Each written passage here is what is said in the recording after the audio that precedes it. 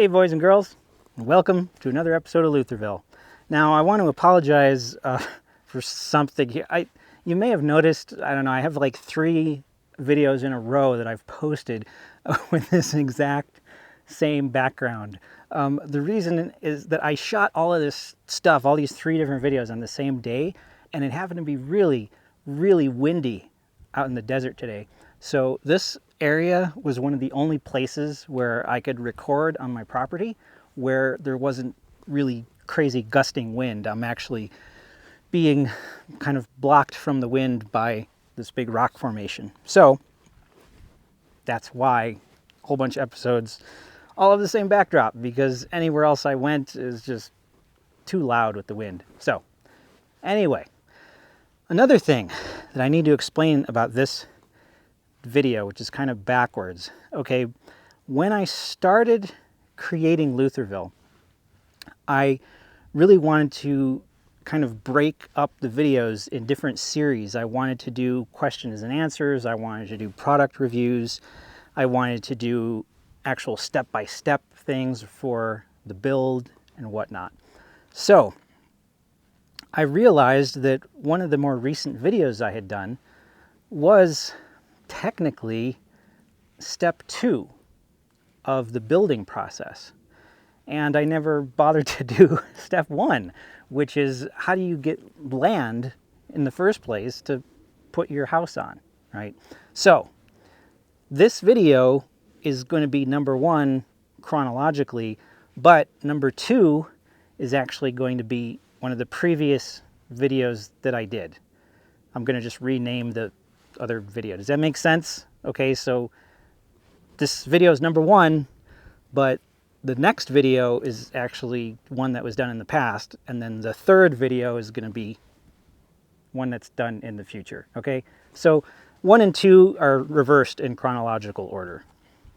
All right, that's all I wanted to explain. So this video is talking about how you find land when you want to build your own whatever, tiny house or brick and mortar house. How do you find property? Well, for me personally, I use the internet, of course. You can do so much with the internet in that regard. You don't have to go looking through papers anymore and then drive out to an address. You know, now you can look a lot of things up online. So let me explain the process kind of step by step. I'm also going to show you screenshots. And when I created this video, I created it at 1920 by 1080. I did it in full high definition.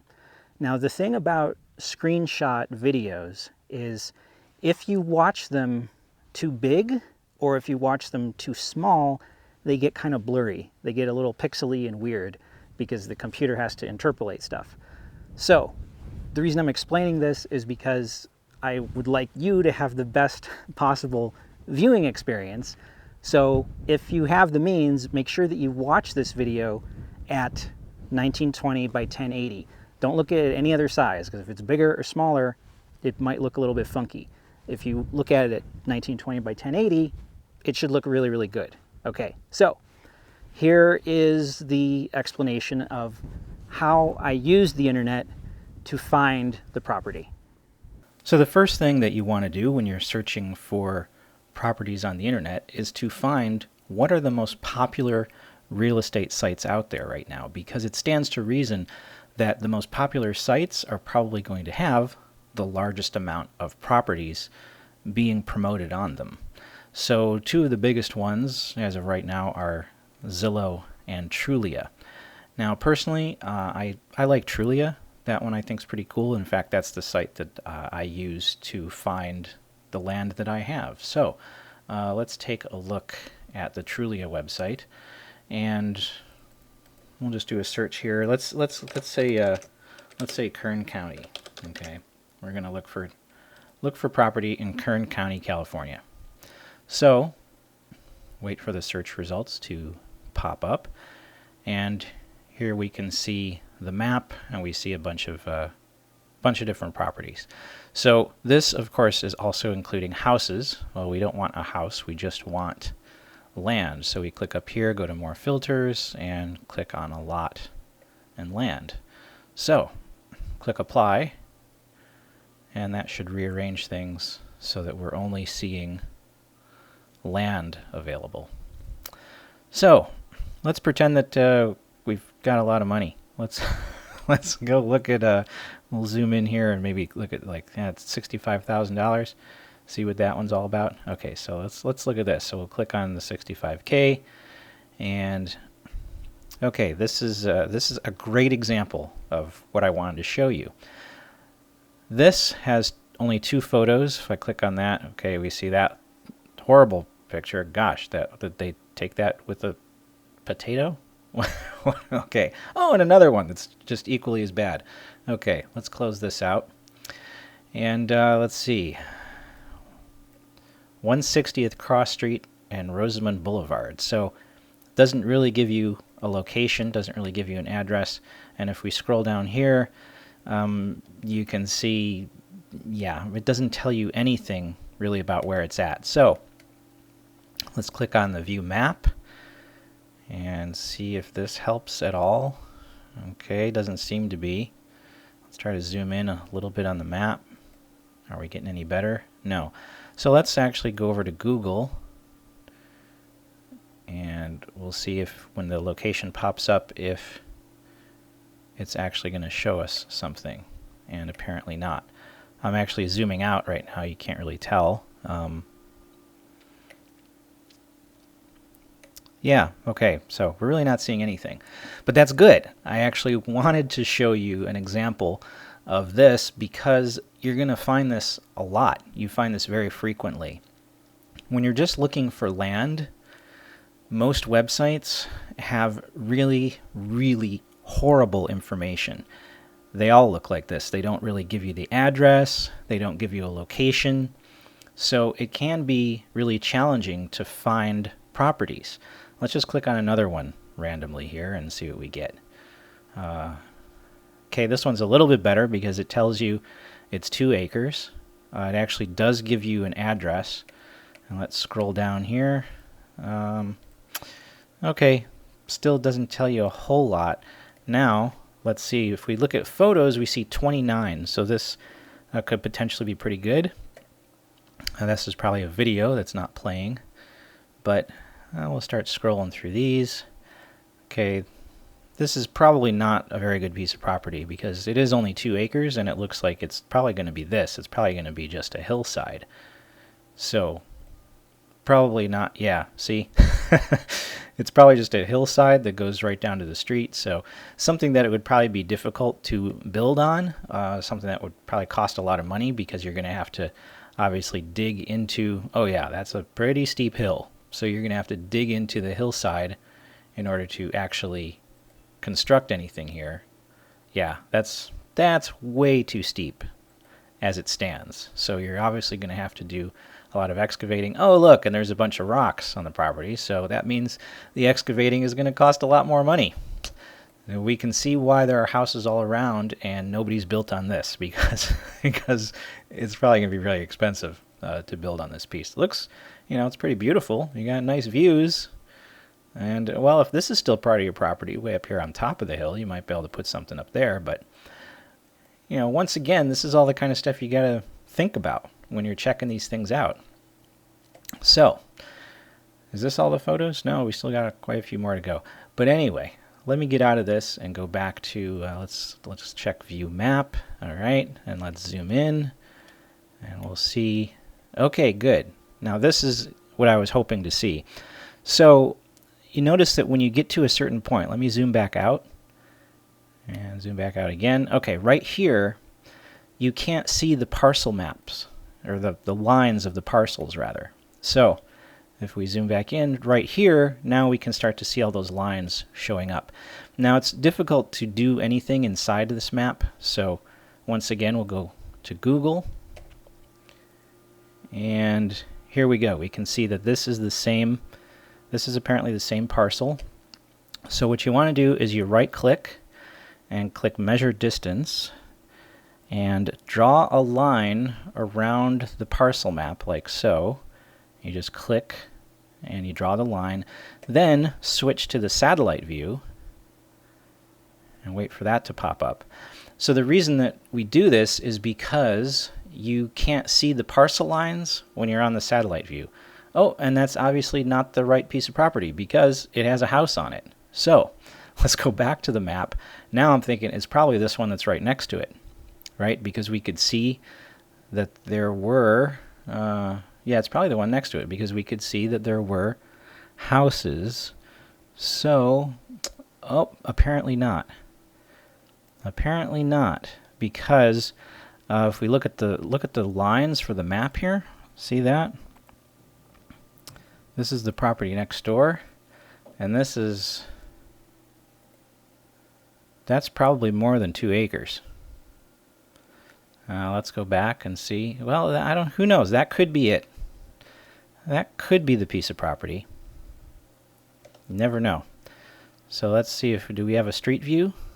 No, looks like there's no street view on this. But anyway, once again, this is actually a very good example of the type of thing that I wanted to show you because it gives us a better idea of the property, but we're still not exactly sure. Is that the right spot? Is it not? We don't really know. So let's take a look at this. This is an example of a really good site when it comes to selling land. This is Land 22, which is actually the broker that I use to find my property. Her name is Dr. Tammy Tangs. There's a photo of her. So her site's really good. She's very competent in doing this sort of thing, as you will soon see when I show you kind of some of the stuff that she has set up. So let's look at Southern California, and we'll make an example of one of these pieces of property. As you can see, she has a lot of variety, a lot of very different sizes, different price ranges. Wow, 100 acres for less than $200,000. That one's pretty cool. I wish I had that much money. I would buy something like that. This is another one that's pretty awesome. This is $70,000 for almost 8 acres in the middle of a commercial zoning area. This will probably be worth a heck of a lot more than that in a very short period of time. So, yeah, unfortunately, I don't have an extra 70 grand sitting around, so I won't be buying that. But here, let's use this one as an example. Decent price, decent amount of land, and we got 20 acres out here in the desert. So, as you can see, she has a lot of photos, kind of showing you generally where it's at. Here's a close-up of the satellite map. She also shows you where the road goes and things of that nature. So let's come down here and we'll look at her satellite map. Now this is a good example because this is actually a little bit wrong. This is kind of incorrect. So if we come down here and we go, okay, where is the land exactly? And we go to the map, and now we can see the parcel lines. And so you're probably going to assume it's maybe this piece of land, right? But if you go back to the satellite and you're like, well, no, there's already stuff built there. So it looks like there's already a house and whatnot. So come over here and look at the plat map. And now, okay, so this is one of the county assessor maps. And as you can see right here, she's checked off the 21 acres that we're looking to buy. And we've got 40 acres here. We got 40 acres here. And this is 131 acres. It's kind of, that's not really a dividing line. So we got it. So we should see 2 40 acres and then this big long one and then that. And so if we go back, yeah, see, we're not seeing that here. So let's go to Google. And if you notice down here in the lower right-hand corner, we're at 500 feet. On Google, once you get to 200 feet, that's when you start to see the parcel lines. So we zoom in a little bit more. There we go, 200 feet, and now we see the parcel lines. So this was the plot of land that was on the map on the site, and obviously this one isn't right. So let's come back here, and now look, we've also got latitude and longitude coordinates, right? And they're also mentioned right up in here in the description. Now you notice on Trulia, we couldn't find any that had GPS coordinates, which really stinks. You always want to have GPS coordinates if you can find them. So let's do a search on that. Let's open up a new window, and you can see I've searched on it before, so it's saved in there. So let's go to this, and we come in here, click on that map. Now we see, oh look, we're in a totally different spot. Before it was showing us that the plot of land was over here, but now we see it's actually up there. So let's switch to the satellite view, and we can see, oh yeah, see now it's looking like the still photo that was on the description of the property. So this property, definitely very isolated, and maybe not a real good piece that you want to buy because it's hard to get to, right? Now if you look closer, you can see, well, actually there is a dirt road that's kind of leading up there, so maybe this would be a pretty cool, neat plot of land that you'd want. So we follow the road down, and we can see that it eventually connects down here to a main street. So how far is that? Let's use the measure distance tool. So we switch back. Let's keep on satellite. We'll right click and click measure distance. And we come here and we'll kind of get like a rough estimate of how long this is. So it looks like it's about a mile, right? So you got about a mile down the dirt road before you get to your property. So that's pretty good. That's not bad. So let's look at the actual property itself, right? We want to figure out where it's located. So here we zoom in, we can see the parcel lines. We do our measure distance, and we go off of each corner, and there we go. So now when we switch back to the satellite, we can see exactly what we're getting. So it looks like the land is a little flat here. It looks like this might be fairly mountainous and difficult to get through. But here this looks like it's probably all fairly level. So you could get from the road down into this corner of the property, and you could build something right in there. So yeah, probably a pretty cool piece of land. And let's close this out. Oh wait, nope, before I close this out, there was something else that I wanted to mention that's extremely important. I didn't want to forget this. So when you actually come out here, right, when you actually go, hey, yeah, this looks really great and I think I want to buy this, well, you need to take like a handheld GPS, like a Garmin or something like that with you. And you can plot out all the corners and put those into your GPS. So, for example, you come down to this corner, you right click and you say, what's here? And it gives you the exact GPS coordinates. So you keep that one, you save that coordinate, and then you do the same thing here. You go, what's here? You get that coordinate. So you can get all four corners, put those into your GPS, and then when you actually walk out here to the property and you physically drive your truck or whatever out to this piece of land, you can find those exact locations, and you'll know as you're walking around, like, okay, this will be my land. I can see exactly where everything is at. So yeah, it's very important that you make sure you have a GPS and that you find the coordinates of the parcel, because that's really the only way that you can do it, right? It's the only way that you can know precisely what you're getting when you are getting something that's out here in the middle of nothing, right? You never know if you're 100 feet off or if you're 500 feet off. You can't go by landmarks. You have to go by the actual satellite coordinates of the property. So there you go. I hope this was useful, and I hope this was helpful, and I hope you kind of understand some of the basics of how you would go about finding pieces of property using all these various resources on the internet. Well, I hope that you found this video to be useful and informative, and hopefully it will be very beneficial to you when you are going out and looking for property yourself, whether it is out in the desert or up in the mountains or in the woods or deep in the swamp. I don't know. Why would you want to live in a swamp? I guess some people do, like swamp people. I have no idea what I'm talking about now. Hey, guess what?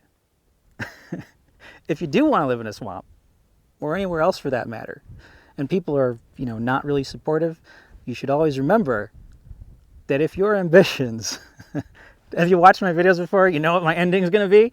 If your ambitions do not scare you, because this whole project scares the bejesus out of me, but if your ambitions don't scare you, then they're not big enough.